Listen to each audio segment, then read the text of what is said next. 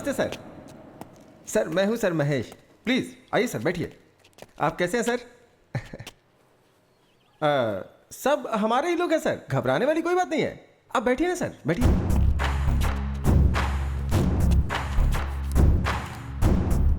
पर ये सब क्या है? अतिथि देवो भव सर। जो भी मेहमान हमारे पास आते हैं हम उनका ऐसे ही स्वागत करते हैं सर। यहाँ आने वाला कोई भी खाली पेट या खाली हाथ नहीं जाना चाहिए, ऐसा हमारे बॉस का ऑर्डर है सर। पहले मुझे यहाँ पर क्यों बुलाया हो ये बताओ। सर सुना है कि शहर में एक केस के बारे में आप इन्वेस्टिगेशन कर रहे हैं, और ये बात हमें आपके डिपार्टमेंट वाले ने ही बताई है। बिना हमारे जानकारी के यहाँ कुछ नहीं हो सकता है सर।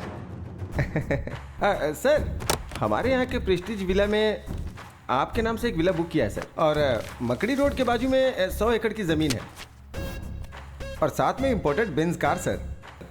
2019 का मॉडल है सर।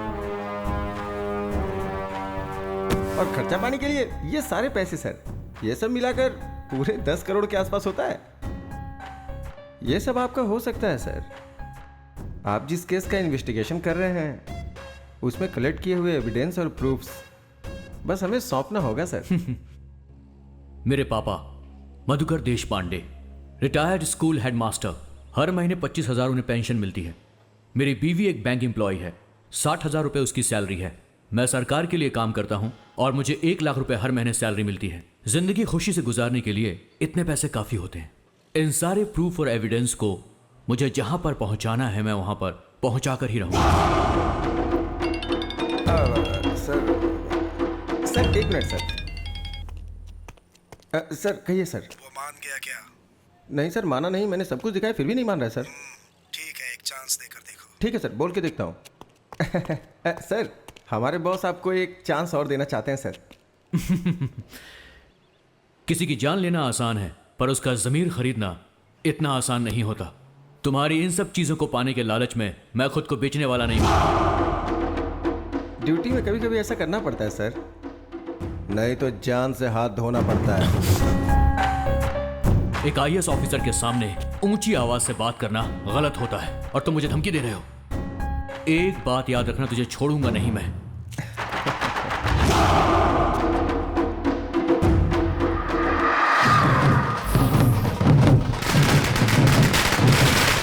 हम यहाँ होम मिनिस्टर दुर्गा प्रसाद के घर के पास खड़े हैं। मंत्री जी कुछ ही देर बाद यहाँ आकर हमसे बात करेंगे।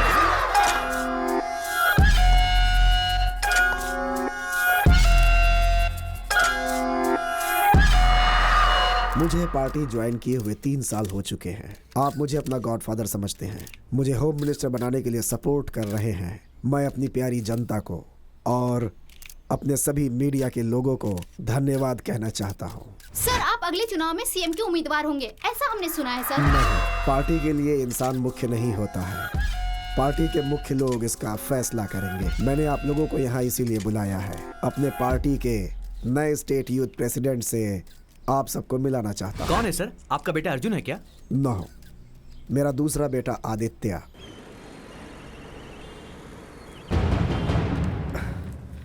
नमस्ते सर, कुछ भी करके मेरे बेटे को ढूंढ दीजिए। हमारे डिपार्टमेंट ने इस केस को बहुत ही सीरियसली लिया है। सुबह शाम हमारे डिपार्टमेंट के लोग आपके बेटे को चारों तरफ ढूंढ रहे हैं। Have patience.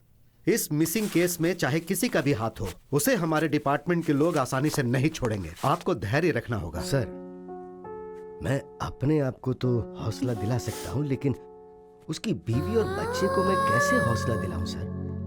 बुरा नहीं मानिएगा, मैं आपसे कुछ पूछना चाहता हूँ। आपके बेटे के पर्सनल लाइफ में कुछ प्रॉब्लम थी क्या? नहीं सर, मेरा बेटा बहुत अच्छा है, बहुत अच्छा है। उसके चरित्र पर शक मत कीजिए सर। मेरा मतलब वो नहीं था। आप लोग ऐसे रोते रहेंगे तो ये प्रॉब्लम सॉल्व नहीं होगी। रोने की जगह अगर आप लोग इस केस में हमारा साथ दोगे तो प्रॉब्लम सॉल्व हो सकती है। बताइए सर, आखिर हम आपकी किस तरह से मदद कर सकते हैं? सुनिए, अगर ऑफिस से संबंधित कुछ पेपर्स या गवर्नमेंट डॉक्यूमेंट्स आपके घर में मिले तो आप लोग उसे हमें दे दीजिएगा। मेरा बेटा अपनी पूरी सर्विस के दौरान ऑफिस की कोई भी फाइल कभी भी घर नहीं लाया। वो जो यूज करता था, पेन ड्राइव, हार्ड डिस्क या उसकी कोई पर्सनल चीज आपको घर में मिले तो उसे लाकर आप मुझे दीजिएगा। उससे आगे जांच करने में मदद मिलेगी। सर मीटिंग का टाइम हो गया है सर। ओके, सुनिए, मुझे एक इंपॉर्टेंट मीटिंग में जाना है। आपसे अगले हफ्ता मिलूंगा। तब तक पेन ड्राइव, लैपटॉप जो भी आपको मिले उसे आप हमारे हवाले कर दीजिएगा। नमस्ते सर।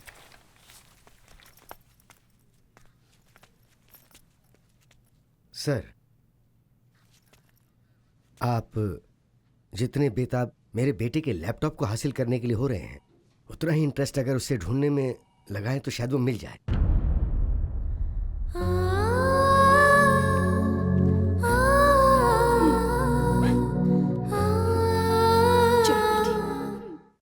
आज की ब्रेकिंग न्यूज ये है कि इस वक्त की ब्रेकिंग न्यूज ये है कि आईएएस ऑफिसर शुभकर देशपांडे लापता हो गए हैं। इसके बारे में ज्यादा इन्फॉर्मेशन देंगे हमारे प्रतिनिधि महेश। शुभकर देशपांडे कुछ दिन पहले अनुमान लगाया जा रहा है कि वो गायब हो गए हैं। इस बात को लेकर पुलिस कमिश्नर पूरे शहर में पूछताछ कर रहे हैं। पिछले 6 महीने में आईएएस ऑफिसर की लापता होने की ये तीसरी खबर है और ये चिंता का विषय है। उनके लापता होने के पीछे आखिर किसका हाथ है? इसमें पॉलिटिशियंस या इंडस्ट्रियलिस्ट किसी का भी हाथ हो सकता है। ऐसा सवाल जनता के बीच में उठ रहा है।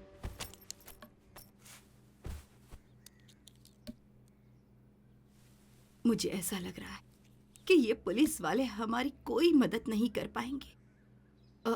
सुनिए, हाँ? कहीं इसके ऑफिस में तो कुछ ये तुम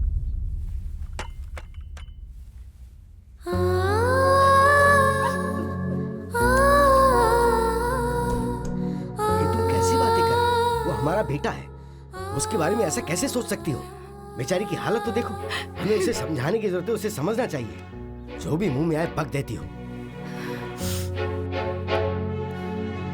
सुमित्रा, ईमानदारी से ड्यूटी करने वाले को पल पल पर दिक्कतों का सामना करना ही पड़ता है। मेरी बात सुनिए, बेटे को ढूंढने के लिए हमने पूरा शहर छान मारा।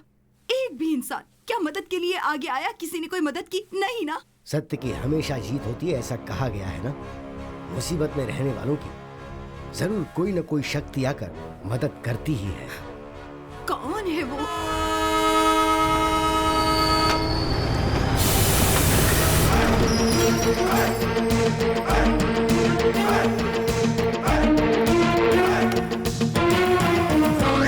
अरे हटना, ये रास्ते में खंबे जैसा क्यों खड़ा है?